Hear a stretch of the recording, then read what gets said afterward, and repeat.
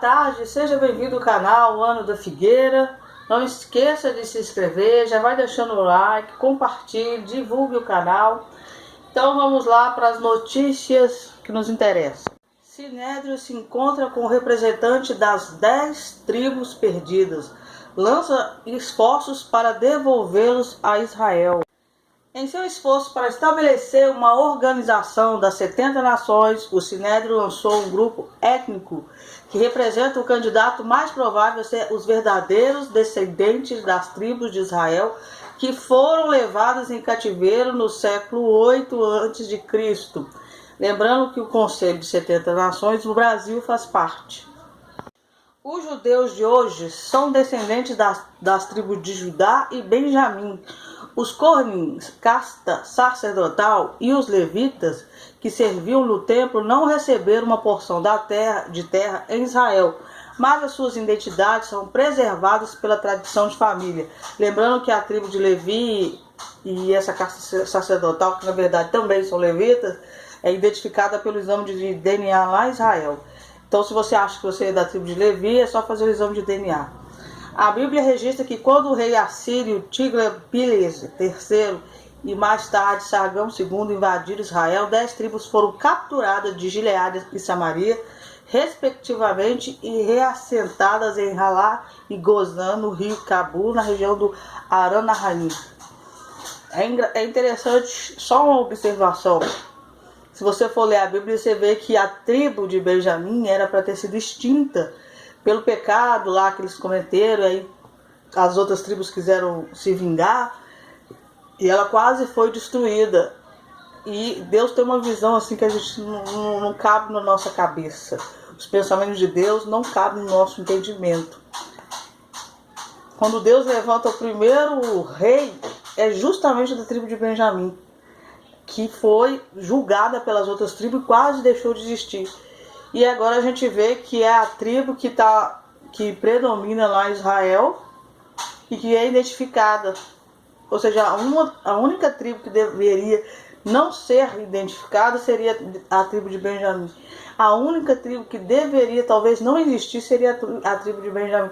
Mas Deus tem um pensamento que não são os nossos. No 9º ano de Osés, o rei da Síria capturou Sholom. Ele deportou os israelitas para a Síria e o estabeleceu em Halá, no rio Rabô, no rio Gozã e na cidade de Média. A Síria, naquela época, pegava ali o Oriente Médio, Irã, Iraque, acho que pega também um pedaço da Turquia, do Líbano. Então você vai olhar no mapa, aí, toda a Bíblia tem a Síria, Medo-Persa, Persa. Os Patun, um grupo étnico iraniano de 50 milhões de muçulmanos, se refere a si mesmo como Bani Israel, muito semelhantemente foneticamente ao termo hebraico para filhas de Israel. Com um sistema tribal intrincado e forte, todos os Patuns são meticulosos em relação à genealogia da família Shirha. Mas dentro dessa cultura tribal, há uma forte tradição oral de que eles são descendentes das 10 tribos perdidas de Israel. Saladin encontra-se com representantes do Pashtun. O Sinédrio foi contado há 4 anos por um acadêmico respeitado do Afeganistão que representa um grupo de Pashtuns que desejavam se reconectar com Israel. A matéria é bem grande. Eu vou pulando uns pedaços porque ela é muito grande. O Rabino Hillel Hess, porta-voz do Sinédrio, viajou para a Índia para se reunir com representantes do pasto afegão. Aquele que estava sentado no elefante, ele é o Rabino Hillel Hess. Ele é o porta-voz do Sinédrio, porque aquele sumo sacerdote, tem um vídeo meu que passa o sumo sacerdote. Ele é todo cercado. Ninguém chega perto dele. Ele nunca fala em público. Então esse daí é o que é o representante do Sinédrio. Essa reunião e seu formato necessariamente oblíquo destacam porque um sinédrio formal deve ser estabelecido, disse o Rabino Hess. As relações entre Israel e as 10 tribos perdidas de fato com todas as 70 nações devem ser realizadas dentro do contexto da Torá.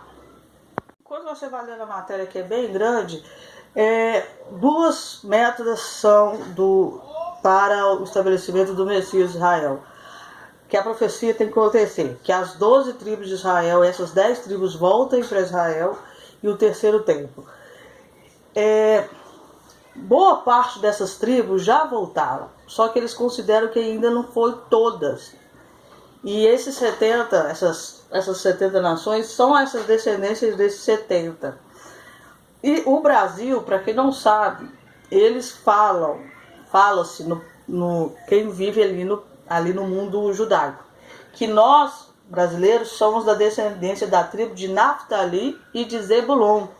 E há comprovações de coisas antigas, dos primeiros habitantes daqui, que se identificam com essas duas tribos. Então, o Brasil já está ali no Conselho de 70, quando o Bolsonaro assina aquele livro, que também está num dos vídeos. Então, nós fazemos parte desse Conselho de 70 e fazemos parte também dessas tribos perdidas. Aí você continua lendo. Olha uma parte interessante aqui, ó. O Estado dos Árabes, filhos de Ismael. Árabes, filhos de Ismael. E uma das 70 nações também precisa de uma solução. Onde a diplomacia secular fracassou, o Sinédrio também está progredindo.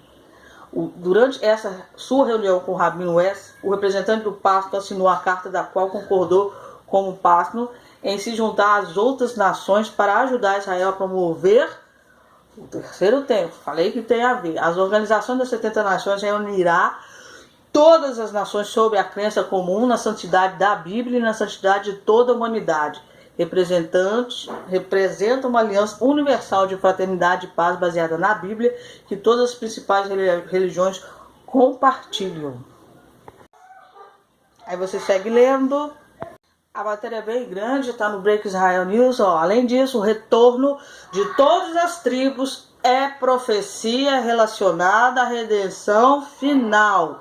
Qualquer um que esteja no lugar de qualquer tribo de Israel, sem ser descendente de Israel por genealogia, está impedido, e que os verdadeiros descendentes tomem seu devido lugar e está realmente trabalhando para as forças das trevas, que tentam impedir a redenção final. Lá em cima, cada tribo e cada descendente que estavam no Sinai tem uma herança de terra em Israel. Fazer uma alegação falsa ou infundada de faz parte de Israel é roubo da Terra Santa. Achei super interessante isso aqui. Então, falando um pouquinho do Irã, não sei se vocês sabem, em 1979, esse Ayatollah que está aí, ele derrubou o governante da época, o rei, né? E ele foi exilado lá para os Estados Unidos e está lá até hoje. Só que o príncipe herdeiro voltou para o Irã. E eles estão querendo voltar ao poder, derrubando o Ayatollah, que se tornou um ditador. Então é uma coisa interessante de falar com vocês.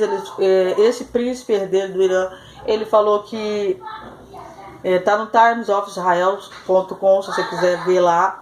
Ele falou que se ele conseguir voltar ao poder com a ajuda dos Estados Unidos, é claro, ele vai retomar aquele pacto que eles fizeram de enriquecimento de urânio, que eles saíram, aquele pacto que eles fizeram lá na Europa. Que eles vão voltar não vão ter essa aliança com o povo de Israel, com os Estados Unidos. Então, assim, ainda tem manifestações lá no Irã e pode ser que vamos ter um novo líder, não sabemos. Eu já ia me esquecendo, hoje Israel divulgou que eles têm até dezembro para tomar uma atitude em relação ao Irã, porque o Irã vai estar até dezembro com a bomba nuclear, ele já vai estar com um enriquecimento, a quantidade, porcentagem para a construção de uma bomba atômica. Em dezembro eles já alcançam esse índice.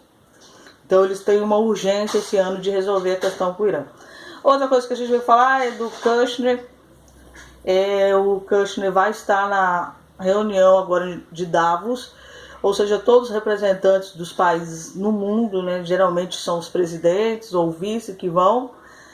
É uma organização que acontece na Suíça, é onde que acontecem as reuniões esqueci o nome, Fields. aquela elite mundial, tudo acontece na Suíça e os Davos também acontece na Suíça. É uma organização, questão econômica, comercial no mundo. Só vai a elite. Ele vai estar, foi convidado, vai estar. Essa aqui é a capa da revista Time. O ano passado foi ele e esse ano também. A revista está colocando que ele é considerado o segundo homem mais importante e influente do mundo. Aí eu vou passar um pouquinho o que está lá dentro da revista. A revista diz que Trump coloca Kushner nas tarefas mais complexas e tudo tem um porquê. A revista fala o que tem na sala do Kushner. Quando os presidentes são eleitos, tem uma sala que fica mais próxima deles. Quando tinha o Bill Clinton, quando ele teve um caso com uma mulher lá, aquela mulher tinha uma sala do lado dele. Essa sala do Kushner é a sala mais próxima do presidente. Na sua sala é encontrada uma réplica de calcário de placa que marca a mudança da embaixada. Aí você vai lendo aí. Isso aí é quando ele acorda, o que ele faz. A história dele, ele cresceu junto à família do Benjamin Netanyahu, o candelabro. E a revista vai falando o quanto ele é influente e poderoso. E ele está sendo colocado nas questões mais importantes. Ele também tem nessa sala o tratado que ele conseguiu com o México comercial, que era considerado dificílimo e ele conseguiu. Então é só essas notícias que nós temos